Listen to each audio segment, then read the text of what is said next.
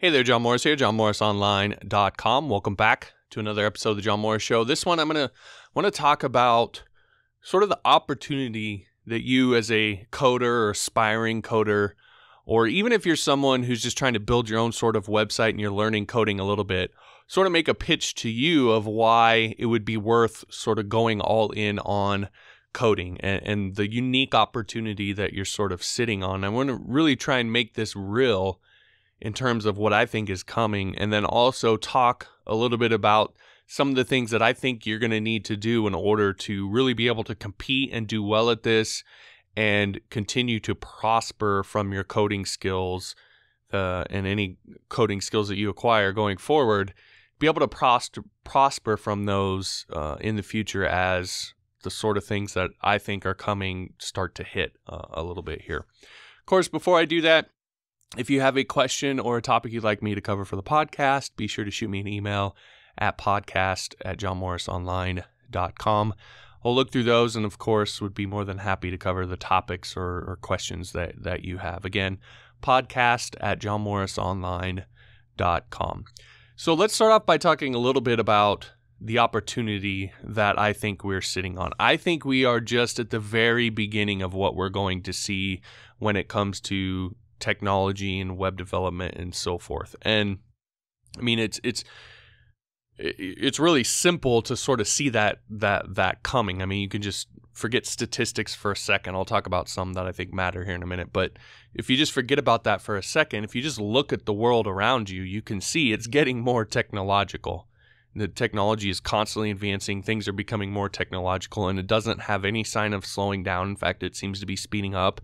There's nobody that's really clamoring to stop it all that much. And so it's just going to continue to get more and more that way, which means that the people who understand the technology, understand how to do this stuff, are going to become more and more in demand. I was actually talking with my older brother the other day, and I forget who he was saying was who he was talking to, but they were talking about how basically coding and programming and technology and that sort of thing is sort of like what manufacturing was 50, 60 years ago. How manufacturing was the thing that kind of, a lot of people say, built America, sort of built the American middle class. It allowed sort of regular people to become wealthy and have good lives and all that sort of thing. And that coding is sort of that thing now.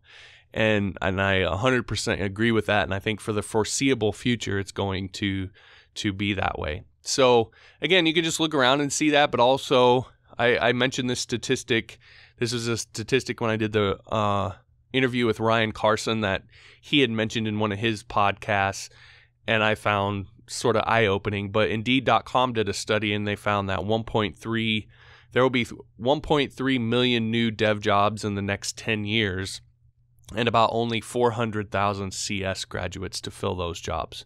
So there's a very big gap out there for people who are not necessarily getting their CS degree and want to get into technology. There's a huge opportunity for you to be able to do that, and I think it's only going to continue to grow, especially when you couple that with, again, what I've talked about with the way that the tech side is growing and that industry is growing, and also formal the sort of system we have in place for formal education, I think, is faltering and becoming less capable of being able to fill the needs that we have. So I think that gap is actually going to widen as time goes on, and you're going to have more and more people who aren't necessarily college educated but are looking to get into this industry have a huge opportunity to be able to do that. So the first reason why it's such a big opportunity is it's growing and will only continue to grow. The second thing is it's hard. Not everybody can do what we do. And when I was thinking about this, I actually wanted to sort of look this up, and I found this analysis from the National Center for Education Statistics, and I'll link to this in the show notes page for this episode, johnmorrisshow.com/259. But that analysis showed that 65% of CS students either change their majors or drop out altogether. So, and of course that changes year over year, but that shows you, and these are people who initially when they went to college as freshmen, they enrolled as CS students. And then by the time they graduated at some point had either changed out of STEM completely, or they had just dropped out of college altogether. 65%. And just from my own experience as a teacher, I know, I see it all the time. People come and they go, they stop, they restart. I mean, there's a good chance that you yourself listening to this have at some point started and then stopped and came back and understand just how difficult this is to learn. And in fact, I did that at one point in my career. So it's hard and not everyone can do it. So it's a huge opportunity, but there's only, there's only a certain amount of people that are able to do it or have the commitment to work through it and so forth. And so if you are one of those people, you put yourself in kind of this elite category of people that are able to take advantage of this. And then the final thing is you've already started.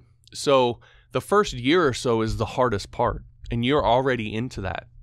So the quicker you can get that year out of the way, get that initial learning curve out of the way, and get to a certain point where you have a base understanding of all of this, the better. And that's a huge opportunity for you to put yourself ahead of all of the people that I think are going to start sort of trying to get into this. You're going to have a lot of people who wouldn't necessarily think of themselves as programmers or tech people or coders or whatever, who are going to try and get into this industry.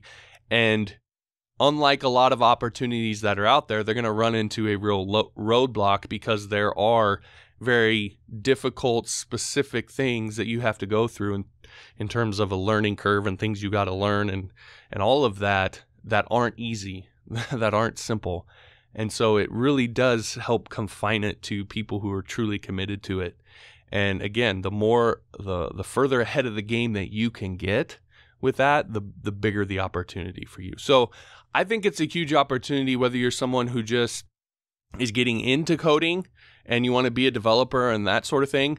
But even for those of you who are just trying to build your own sites and so forth, I kind of want to make a little bit of pitch to you that, hey, you're already starting down this path. You're already going through this sort of learning curve. You're already kind of halfway there. Why not kind of go all the way in and set yourself up to be able to take advantage of this opportunity, these opportunities as they come, with just a little bit extra work in really kind of diving in to mastery and taking this serious. I think it's 100% worth it to do that, given how our world is continuing to move more and more technological. So with that said, then I want to finish up by talking about the things that I think that you need to do in order to compete and win in all of this, to be able to position yourself so that as these opportunities grow and this all gets bigger and bigger and bigger, you're in a position to take advantage of that in the ways that you want to. So the first thing is to go deep. And I've talked about this before, but I think it's really important to seek mastery. Now, in this particular case, I think the reason why is you want to put yourself in a position where someone who's new and just coming into this can't very easily be able to compete with you on a skill to skill level. So they can't do what you do. They don't know what you know. They don't have the mastery that you have. If you just sort of learn all of this at a cursory level, then it's going to be a lot easier for that person to come in and get to the same skill level as you. But if you take the time now, while you have time, to really go deep with this, to really seek mastery, then you're going to put yourself in a position where it's going to be very, very difficult for them to be able to replicate what you can do and what you know. And that is an unbeatable advantage. That puts you ahead of the game.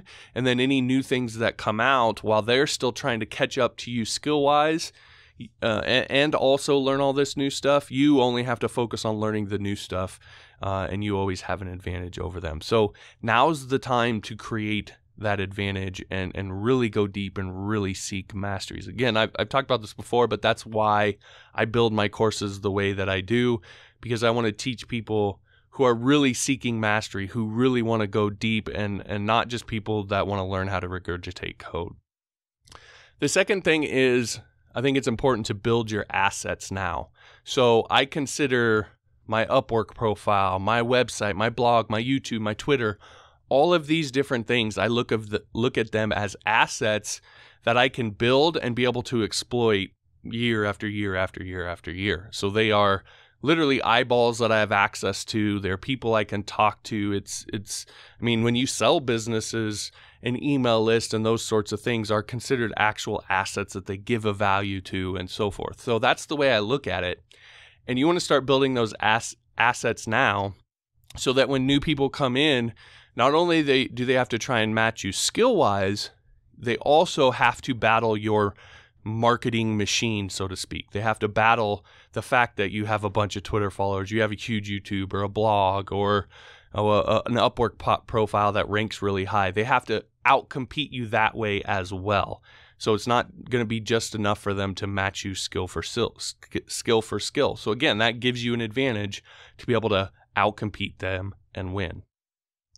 The third thing is being able to adapt quickly. And in particular, when it comes to what we do, that means getting good at learning. So now is the time to figure out a process for learning that works for you. And it is worth tinkering with that process now, in my opinion, while you have the time so that you can get it down.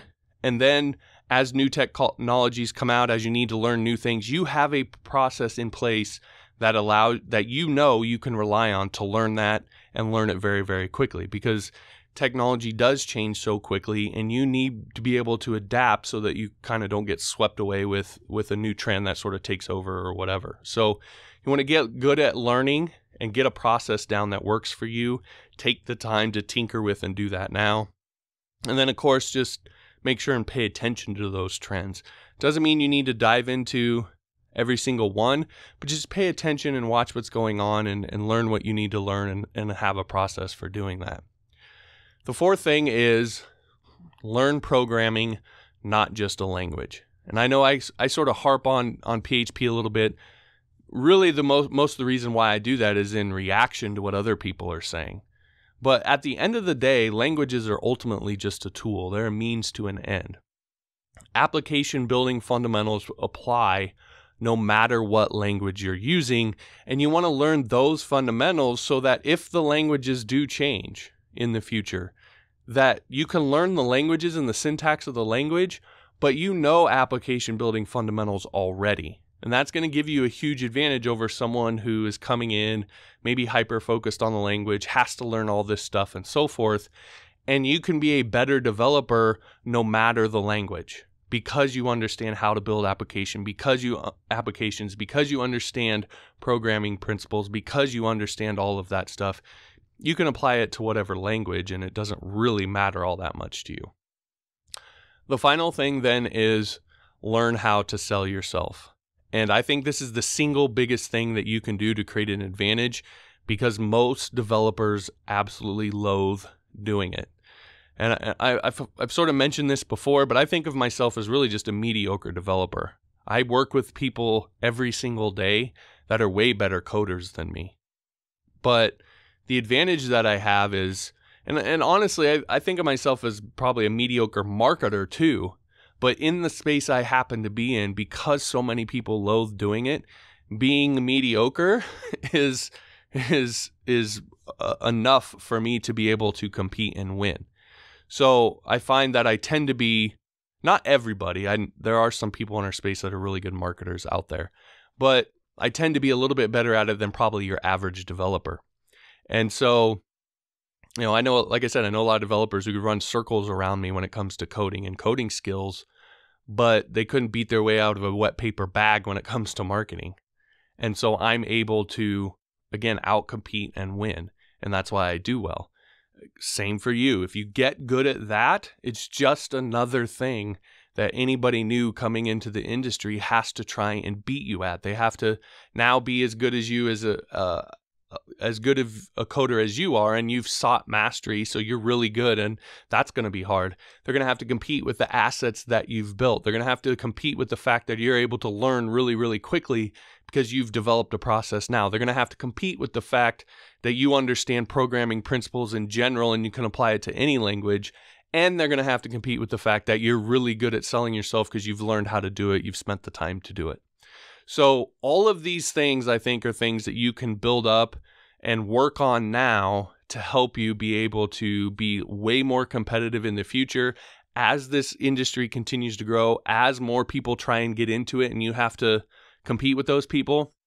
These are things that you can do to be able to beat them and win, because ultimately all of this comes down to a competition between all of us really as developers. A friendly one, but still only one person gets hired in theory. Only one person gets hired, only one person gets the job, etc. So you have to be able to compete and win, and these are the things I think you can do to do that. Now, of course, as I've mentioned in the past, I believe that my courses are one good way that you can seek that mastery. You can go to that level of deep understanding that will allow you to understand this stuff at a really deep level. And I think in particular with my PHP course, especially the one that I have over on Udemy, where I teach object-oriented programming as a part of that, really that object-oriented programming course is more of a programming principles. It's an application building course there. And so that's where you really get into understanding the language's deep level, understanding programming principles, and understanding application building fundamentals that apply outside of the language. Certainly they apply to PHP, but it's even bigger than that. So again, I think that's a really good way to learn that sort of thing and apply it in a PHP context, but understand it in a much deeper level so that you can apply it no matter what the languages happen to be 10, 20, 30, 40 years from now. So if you want to learn more about that, you can go to store.johnmorrisonline.com. You see all my courses listed over there, all the Udemy links, Skillshare links, and so forth. You can also use the coupon code JMO at checkout for 20% off anything in the store. Get the coding training you need, but also help support me in what I'm doing here. I would greatly appreciate that. All right, if you like this episode, be sure to share it with someone that you think would benefit from hearing from it. I'd appreciate that. If you want all the past episodes, plus all the links for subscribing on iTunes, TuneIn, Android, all that, you can go to johnmorrisshow.com. And if you will leave an honest review of the show over on iTunes, I will send you Module 1 of my PHP 101 course. You can learn more about that at johnmorrisshow.com. Click on the Start Here link for all the instructions. All right, that'll do it for this episode. Thanks for listening. We'll talk to you next time.